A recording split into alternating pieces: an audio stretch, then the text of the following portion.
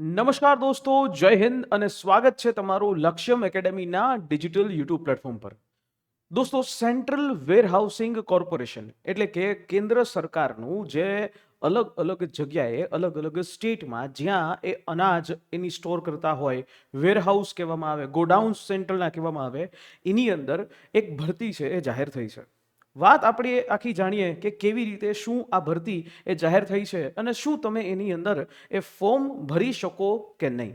આ આખી સમગ્ર બાબતની માહિતી એ આપણે આજના આ સેશનની અંદર આપણે વાત કરીએ તો શરૂથી લઈને એન્ડ સુધી ખાસ જોડાયેલા રહેજો. સૌથી પહેલી વાત કરીએ કે કેન્દ્ર સરકાર દ્વારા આ જે ભરતી છે, કેન્દ્ર સરકારનું જે નવરત્ન કંપની કહેવાય સેન્ટ્રલ વેરહાઉસ કોર્પોરેશન. આ સેન્ટ્રલ વેરહાઉસ કોર્પોરેશન છે એમાં અનાજનું પણ સ્ટોર થઈ શકતું હોય છે. સેન્ટ્રલ વેરહાઉસિંગ સ્ટોર કોર્પોરેશનની અંદર ઇલેક્શનના જે વોટિંગ મીટર્સ છે એ પણ સ્ટોર થતો હોય છે. ઘણી બધી વસ્તુઓ છે એમાં સ્ટોર થતું હોય છે.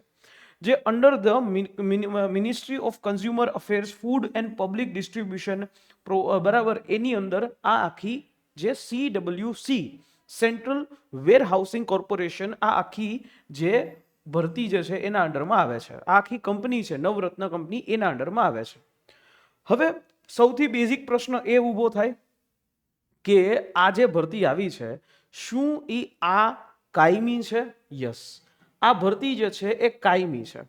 બીજો પ્રશ્ન એ થાય, શું સર આ તમે જે ભરતીની વાત કરી રહ્યા છો આ ભરતીની અંદર એ સરકારી છે? હા સર, આ સરકારી છે.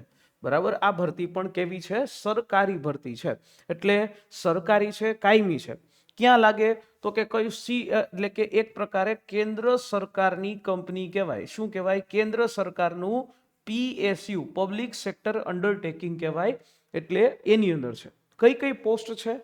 પોસ્ટ છે મેનેજમેન્ટ ટ્રેની, બરાબર, જનરલમાં મેનેજમેન્ટ ટ્રેની, ટેકનિકલ અકાઉન્ટન્ટની પોસ્ટ છે, સુપ્રિન્ટેન્ડન્ટની પોસ્ટ છે, જુનિયર ટેકનિકલ આસિસ્ટન્ટની પોસ્ટ છે, superintendent in general, technical assistant SRD અને junior technical assistant for UT Ladakh. લદ્દાખની અંતર્ગત પણ આ આખી જોબ છે.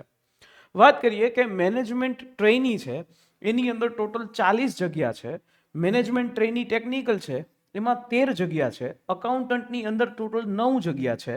સુપ્રિન્ટેન્ડન્ટની અંદર ટોટલ 22 જગ્યા છે. જુનિયર ટેકનિકલ આસિસ્ટન્ટની અંદર સૌથી વધારે આમાં 81 જગ્યા છે. બરાબર, અને એવી જ રીતે સુપ્રિન્ટેન્ડન્ટની 2 જગ્યા છે. જુનિયર ટેકનિકલ આસિસ્ટન્ટની 10 જગ્યા છે. જુનિયર ટેકનિકલ આસિસ્ટન્ટ SRD લદ્દાખની અંતર્ગત 2 જગ્યા છે.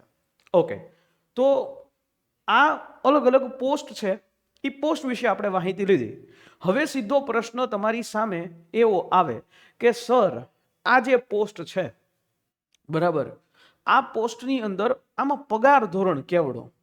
તમે ખાલી સિમ્પલી વાત કરો તો મેનેજમેન્ટ ટ્રેની એનો પગાર છે એ 60,000 થી લઈ અને 1,80,000નો ગ્રેડ પે. તમારો પગાર જે છે એ શરૂ થશે 88,000 રૂપિયાથી. બરાબર, 88,620 રૂપિયા દર મહિને તમને પગાર મળશે. જ્યારે તમે ટ્રેનિંગ પીરિયડમાં હશો ત્યારે આટલો પગાર મળશે. બરાબર, અને અહીંયા 28 વર્ષ સુધીના લોકો છે એ 28 વર્ષ સુધીના લોકો અહીંયા અપ્લાય કરી શકે છે. સરકારશ્રીના ધારણ ધોરણ મુજબ એજ રિલેક્સેશન છે એ મળવા પાત્ર છે. બીજી ભરતી છે મેનેજમેન્ટ ઇન ટ્રેની. અહીંયા પણ સેમ 88,000 રૂપિયાનો પગાર છે. 28 વર્ષના લોકો એપ્લાય કરી શકે છે. એકાઉન્ટન્ટની વાત કરું તો એનો પગાર 40,000 રૂપિયાથી લઈ અને 1,40,000 રૂપિયા. બરાબર, અકાઉન્ટન્ટની અંદર 30 વર્ષની એજ લિમિટ અને એમાં પ્લસ કે ધારાધોરણ મુજબ જે માન્યતા પ્રાપ્ત છે. સુપ્રિન્ટેન્ડન્ટ ઇન જનરલ જેમાં 22 છે. અહીંયા એ 22 રિક્રુટમેન્ટ છે તો એમાં 40,000 થી લઈ અને 1,40,000 રૂપિયા જેટલું એ તમને પગાર મળશે. જુનિયર ટેકનિકલ આસિસ્ટન્ટમાં પણ અહીંયા 29,000 થી 93,000, 28 વર્ષ અહીંયા છે. બરાબર, આવી રીતે આખો પગાર ધોરણ છે એ અહીંયા છે. સુપ્રિન્ટેન્ડન્ટ છે તો 2 જ છે તો એમાં 40,000 થી 1,40,000 અને 30 વર્ષ સુધીની એજ લિમિટ છે એ અહીંયા છે. તો હવે આપણને એટલી ખબર પડી ગઈ કે આમાં પગાર ધોરણ ખૂબ સારો છે. પગાર ધોરણ સારો શું કામ છે? કારણ કે કેન્દ્ર સરકારની આ ભરતી છે. અને એટલા માટે હંમેશા કેન્દ્રની અંદરનું પગારનું ધોરણ છે એ સારું હોય છે. ઓકે, એટલે આટલી વસ્તુ આપણને સમજાણી. અહીંયા જે જુનિયર ટેકનિકલ આસિસ્ટન્ટની અંદર જે 10 પોસ્ટ છે એ નોર્થ ઈસ્ટ રિજિયનમાં અને 2 પોસ્ટ છે એ લદ્દાખમાં એ રહેશે. સુપ્રિન્ટેન્ડન્ટ જે છે જનરલ, જેની 2 પોસ્ટ છે એ નોર્થ ઈસ્ટ સ્ટેટની અંદર, આ જે સુપ્રિન્ટેન્ડન્ટ નોર્થ ઈસ્ટ સ્ટેટ છે ત્યાં રહેશે. નોર્થ ઈસ્ટ રિજિયનની અંદર અરુણાચલ પ્રદેશ, આસામના એટલે કે જે આપણા જે 7 સિસ્ટર્સ છે એ રહેશે. બરાબર, તો આવી રીતે આખું છે. એક્સ સર્વિસમેન એના માટે પણ અહીંયા ખૂબ મોટો એવો ચાન્સ છે એ એક્સ સર્વિસમેન માટે રહેશે. બીજું જે પ્રશ્ન સીધો ઊભો થાય કે સર આ ભરતીની અંદર અમે ફોર્મ ભરવું છે તો ફોર્મ ક્યાંથી ભરવાનું શરૂઆત થશે અને ક્યારે પૂરું થશે? તો ફોર્મ ભરવાનો જે ટાઈમ છે એ 14 તારીખથી શરૂ થઈ ગયો છે. એટલે કે 14/12 આ ફોર્મ ભરાવાના શરૂ થઈ ગયા છે. ક્યાં સુધી ભરાશે? તો કે જાન્યુઆરીનું 12/1 સુધી આ ફોર્મ ભરાશે. ઓનલાઈન જ ફોર્મ ભરવાનું છે. એક્ઝામ પણ ઓનલાઈન જ હશે. બરાબર છે, એક્ઝામ પણ ઓનલાઈન જ હશે, જે આગળ આવશે. ઇન્ટરવ્યુ પણ હશે અને એક્ઝામ પણ હશે. તો આવી રીતે તમારે ભરવાનું છે. બરાબર, હવે આ બધી વસ્તુ આવી તો હવે સીધું મગજમાં એ પ્રશ્ન થાય કે સર આપણે આમાં એલિજિબલ છે કે નહીં? શું તમે આ ભરતીની અંદર એલિજિબલ ગણાવ કે ન ગણાવ? જો મેનેજમેન્ટ ઇન ટ્રેની છે, એની પાસે degree with first master business MBA, બરાબર, master of business administration MBA ની ડિગ્રી એ હોવી જોઈએ. સ્પેશિયલાઇઝેશન એ માગીએ છે, specialisation personnel management or human resource management, industrial relation, marketing management, supply chain management, આવી બધી જે છે મેનેજમેન્ટ એ અહીંયા માગે છે. મેનેજમેન્ટ ટ્રેની જનરલ આ આખી પોસ્ટ છે. ઓકે, બીજી જે વાત કરીએ તો સેમ મેનેજમેન્ટ ઇન ટ્રેની ટેકનિકલની અંદર first class post graduate degree in agriculture with entomology, microbiology, biochemistry, first class post graduation બાયોકેમિસ્ટ્રીની અંદર ચાલશે, ઝુઓલોજીની અંદર ચાલશે, એટીમોલોજીની અંદર ચાલશે. બરાબર, આવી જે ડિગ્રી છે ધારકો એ અહીંયા કરી શકશે. અહીંયા જે પોસ્ટ ગ્રેજ્યુએશન જે છે એ લોકોને પ્રેફરન્સ એ મળશે. બરાબર છે, અને અહીંયા જે post graduation diploma on warehousing and cold chain management છે, ડિપ્લોમા હોલ્ડર્સ જે આ કોલ્ડ ચેઇન મેનેજમેન્ટ એને પણ અહીંયા પ્રેફરન્સ આપવામાં આવશે, અગ્રતા આપવામાં આવશે. અકાઉન્ટન્ટની વાત કરીએ તો BCom અથવા તો BA કોમર્સ ચાર્ટર્ડ એકાઉન્ટન્ટ હોય અને જેની પાસે 3 વર્ષનો એક્સપિરિયન્સ હશે, એ 3 વર્ષનો એક્સપિરિયન્સ વાળા મિત્રો છે એ અહીંયા અપ્લાય કરી શકશે.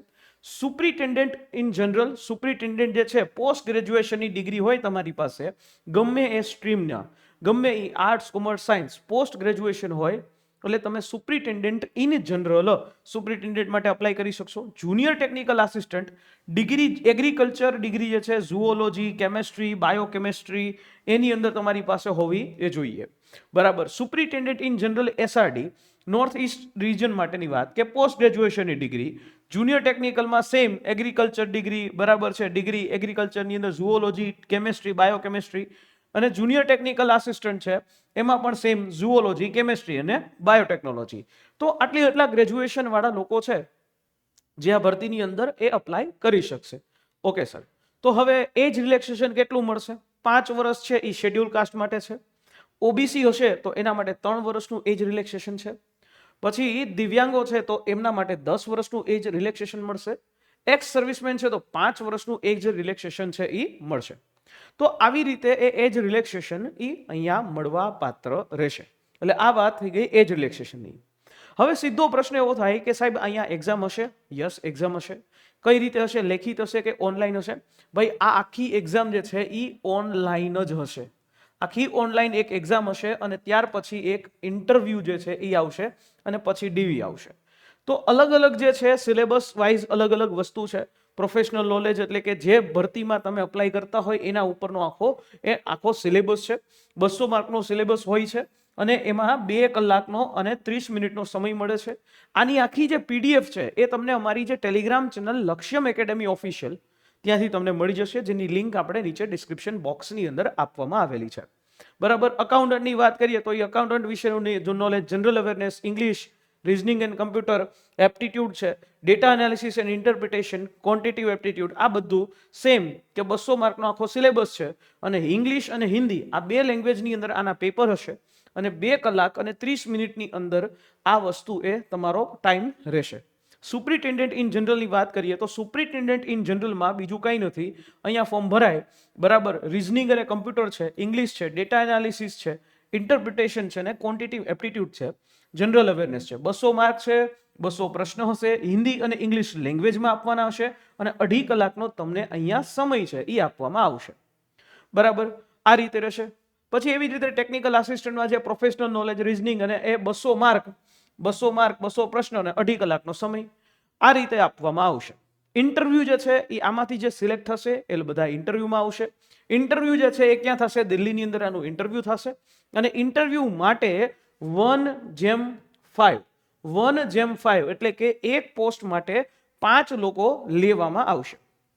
એટલે એમ વાત કરીએ કે 5 ગણા ઉમેદવારો છે જે આની અંદર એ લેવામાં આવશે, બરાબર. ફી કેટલી રહેશે? ફોર્મ જે છે ક્યાંથી ભરવાનું? તો ભાઈ SC ST, x servicemen, PWD અને વુમન કેન્ડિડેટ્સ, એમને કોઈ ફી ભરવાની નથી, બરાબર છે. એમને કોઈ ફી ભરવાની નથી, એપ્લિકેશન ફી નથી. એને ખાલી જે ઇન્ટિમેશન ચાર્જ છે એ ભરવાનો છે 500 રૂપિયા. બાકી જે બધા કેન્ડિડેટ છે ઈડબ્લ્યુએસ, ઓબીસી, જનરલ કેટેગરી, એ લોકોએ ટોટલ 1350 રૂપિયાનો ચાર્જ છે એ ભરવાનો રહેશે. એટલે ફોર્મ ફી જે પણ છે ફી નોન રિફંડેબલ છે. ફી ક્યાં ભરવાની, એની ફોર્મ ક્યાં ભરવાનું? તો www.cewacor.nic.in આ વેબસાઇટ છે, આની ઉપર જઈ અને કરિયર નામનો એક ઓપ્શન આવશે, ત્યાં જઈ અને તમારે ફોર્મ છે એ ભરવાનું રહેશે. તો આવી રીતે સેન્ટ્રલ વેરહાઉસિંગ કોર્પોરેશન એની અંદર આવડું તમારા માટે ભરતીનો એક ઓપોર્ચ્યુનિટી છે.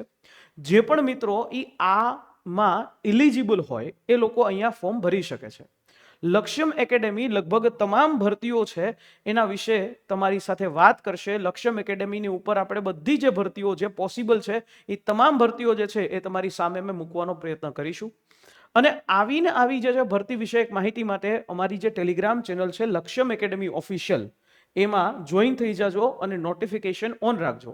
અમારી યુટ્યુબ ચેનલ છે એને સબસ્ક્રાઇબ કરી દેજો અને નોટિફિકેશન ઓન રાખજો, જેથી કરીને આ બધી માહિતીઓ સૌથી પહેલા તમારા સુધી અમે પહોંચાડી શકીએ. આશા રાખું છું આ માહિતી છે એ સમજાઈ હશે. ફરી પાછા મળીશું નેક્સ્ટ આવી જ કોઈ ભરતીની સાથે. ત્યાં સુધી મને રજા આપશો.